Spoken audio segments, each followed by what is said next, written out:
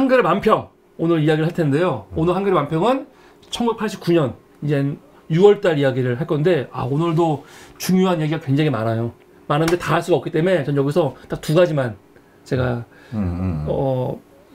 그 달 중요한 거 그리고 전체적으로 굉장히 중요한 이슈가 있습니다. 정말 진짜 중요한 이슈.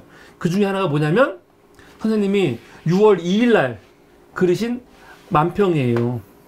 서석재 의원이 이때 구속 기소가 됐거든요. 그런데 보석으로 풀려나는 거예요 지금. 풀려나는데 이미 먼저 이 구속되어 있던 이형희 고문 또 문익환 목사라든가 고은 시인 이부영 의장 같은 분들 이분들 다 사실은 구속 기소 돼갖고 있었거든요.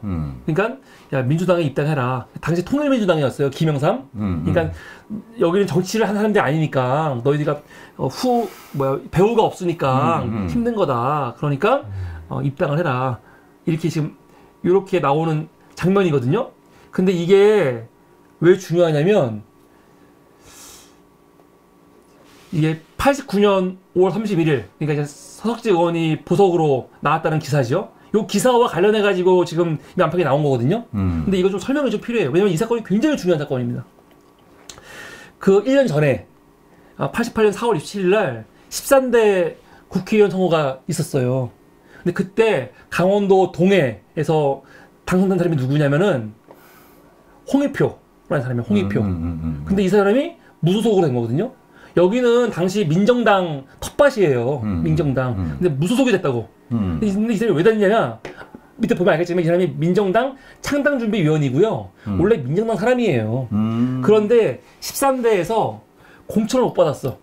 그것 때문에 탈당해갖고 무소속으로 나와가지고 된 거예요 결국. 그리고 결국은 또 다시 민정당에 입당을 한다고요. 근데 그때 어떻게 이겼냐면은 무소속으로 나와가지고 32% 받았고 민정당 후보가 김영배 씨였는데 31.60% 정말 작은 차로 이긴 거예요. 그러네. 그리고 뭐 통일민주당이라든가 아니면은 김대중의 평민당이라든가 여기는 뭐 워낙 지지율이 작아요. 그러니까 여기는 민정당 텃밭이에요. 그러니까 여기는 그게 사실 뭐 민정당이 이기건 홍익표가 이기건 어차피 민정당 표거든요. 근데 탈당하고 나서 이긴 거죠. 그리고 나서 바로 89년 1월 달에 다시 민주당 입당을 해요. 입당을 해요. 이거 뭐 그냥 공식이죠, 공식 공식 못 받았으니까 나와가지고 탈당해서 경선 불복한 거죠. 불복해서 다시 경선에서 이긴 다음에 탈당하는 거. 근데 중요한 건 뭐냐면은 이렇게 이겼는데 김영배 씨가 소송을 걸어요. 이 선거는 문제가 있다. 왜냐면 홍익표가 탈당을 되게 늦게 했어요. 탈당을 늦게 하는 바람에 무소속으로 등록을 하려면 어느 기간 안에 탈당을 미리 해야 되거든요.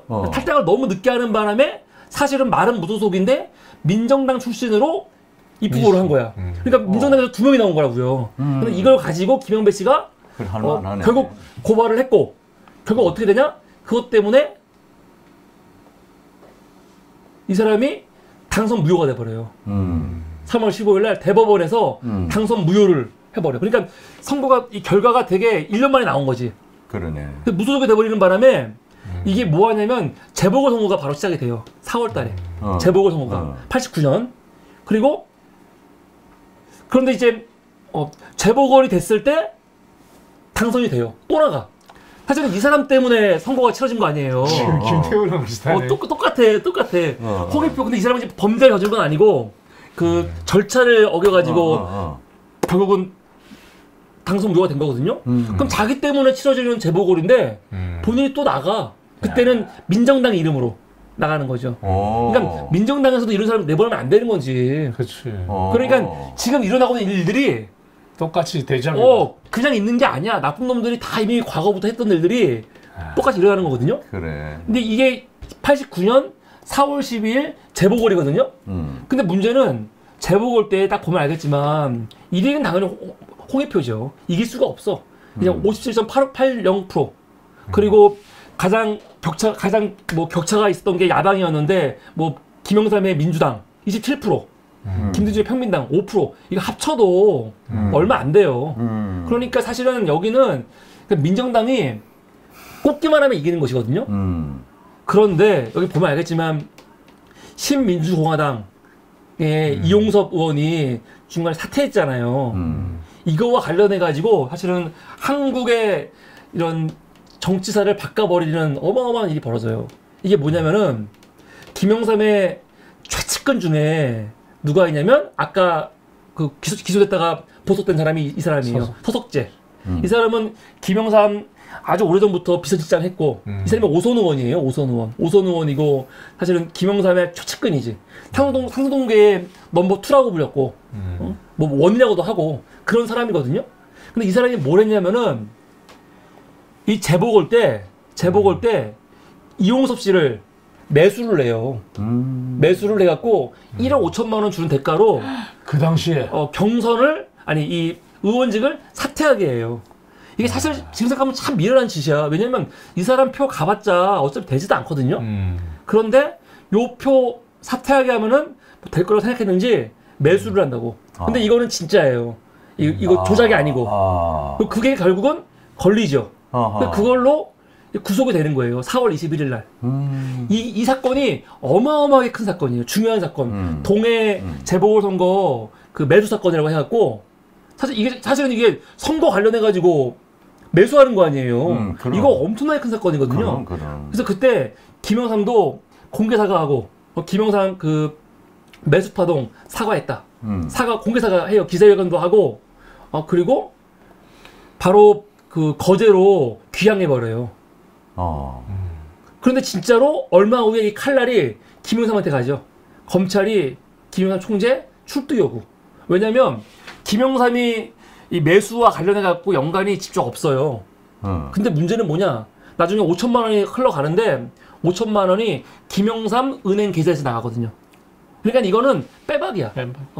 김영삼이 뭐 시켰냐 안 시켰냐 다 떠나가지고 이거는 김영삼의 정치 생명을 진짜 끊어버릴 만한 엄청난 사건이거든요.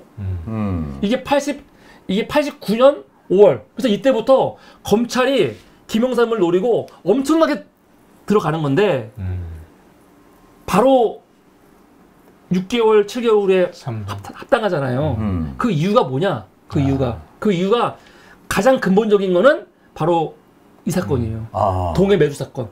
이걸로 김영삼이 합당을 안 하면 정치 생명이 끝나는 거예요. 그래갖고 사실 이거 뭐 나중에 그냥 없어지거든요. 없어지고 김영삼이 사실은 우리 방송 하다 보면 알겠지만은 김대중과 굉장히 막 반대 많이 하고 오히려 정부 쪽 입장, 막 국가보안법 같은 거 아까 뭐 문익환 목사라든가 임수경 씨 북한간 문제 같은 거 보면 야당 편 안 들어. 여당 편 많이 든다고요. 이때부터 3당 합당 계획이 있다고 하는데 그게 왜 그러냐면 여기서 책을 잡힌 거예요. 여기서. 근데 이건 제 얘기가 아니고 그 청와대 급비문서라고 경향신문에서 낸 책이 있어요. 여기서 김영삼의 비서실장 서청원이 얼마 전 뭐 지금 있는 사람들은 서청원을 친박의 좌장으로 아는데 이 사람은 원래 철저하게 김영삼계 사람 아닙니까? 동작구. 그렇지. 진짜 동작구 사람이었고 저희 지역구였어요, 얘가. 나는 국회의원은 서청원밖에 없는 줄 알았어. 그 정도로 동작구에서 상수동에서 굉장히 유명한 사람이었고 근데 이 서청원이 직접 한 말이에요. 3당 합당의 직접적인 원인은 동해 그 재보궐선거 의원 매수 사건이다. 그런 거거든. 그러니까 이게 굉장히 중요한 사건인데 사실 이거와 연관이 있는 거지. 물론 요거 글씨 때는 이런 상황이 없고 이거는 이제 서석재가 포면민상 사람이니까 보석이 됐다. 그리고 여기는 그냥 제야 사람들 못 나갔다. 그런 걸 담고 있지만 사실 이거 배후에는 훨씬 더 엄청난 큰 사건이 있는 거예요. 그래서 이때가 6월달 보석이 됐는데 보석이 된 것도 규정된 게 아니에요. 다 이것도 이제 3당 합당 연관이 있는 그렇게 살아남은 거죠. 이 그림을 선생님이 그리신 거예요. 민주당이 입당하죠. 서석재가. 야, 그걸 나도 이제 알았네. 이거 굉장히 중요한 사건입니다. 야, 그 3당 합당에 이런 비화가 숨어 있었군요. 네네네. 이건 음모론이 아니고 실제 그래요. 실제 그 한국사 현대사가 책 같은 거 보면은 실제로 그렇게 많이 분석하고 있고 이게 맞습니다. 그리고 이제 그 외에 여러 가지 뭐 문제도 있겠지만 가장 근본적인 거는 동해에서 있었던 재보궐선거에서 서석재가 신민주공화당 의원을 매수했던 사건. 거기에 김영삼이 엮여 있었거든요. 그걸 피해가기 위해서 합당을 할 수밖에 없었다. 그런 게 있습니다.